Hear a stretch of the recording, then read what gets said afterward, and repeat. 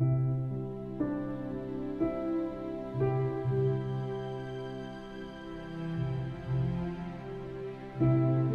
was born in Oak Park, Illinois, and then moved to Wheaton, Illinois when I was 4.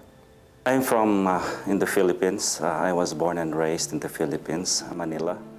I'm from Glendale, California, born and raised. I am a native Californian, tracing my ancestry back to pre-gold rush days.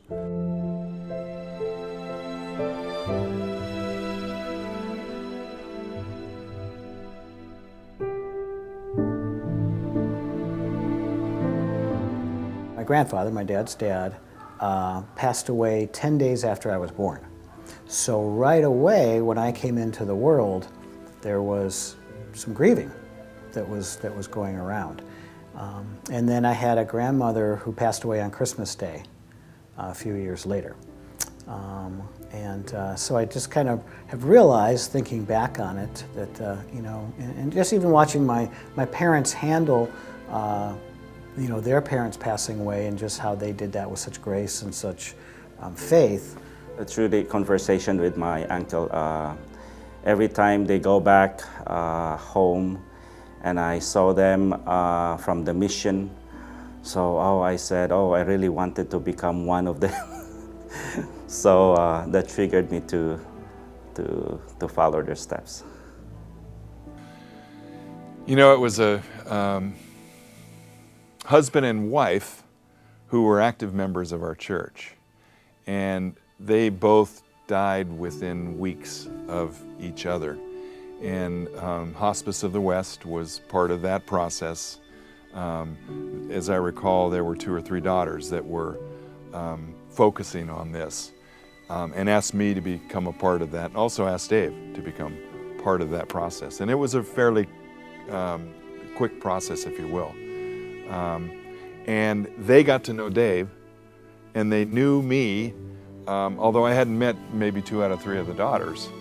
So they formed a relationship with both of us. So when it came time to celebrate the life of their mother and father, they had it in one of their homes, invited family and friends, and both Dave and I took a portion of that celebration and did that together. It was, can I say fun? It's sad from a compassion standpoint, but it was a great celebration, and it was wonderful to work side by side with Dave. Around the 6-month mark, being with Hospice Care of the West, I was thinking, how would I express my pleasure of working with hospice? And one day I was visiting an end-stage Alzheimer's patient. And I was visiting with him and speaking with him for 15 minutes. And when I left, the thought occurred to me, that was a good visit. And I thought, he said nothing to me, but I felt it was a good visit. And I thought, that's the nature of working with hospice, that it goes far beyond conversation, it goes far beyond, I would almost say, anything logical or rational. There's a feeling about it. There is the interrelationship that's there means such a great deal. When I played baseball, in fact, my mom came to all the games because she was home, and my dad worked in Chicago. We lived in the suburbs, but he would come when he could. And when I'd come up to bat, I could always hear him yell out, "Be ready, be ready," you know, for the pitch coming in. And when I spoke at his service, I said, "Hey, I don't know anybody that was more ready to meet the Lord than my dad. He really fostered a relationship with God throughout his whole life." There was this patient whom I'm following with, and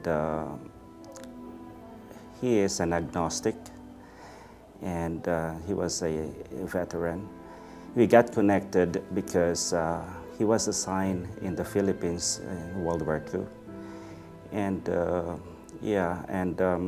he wanted me to continually visiting him.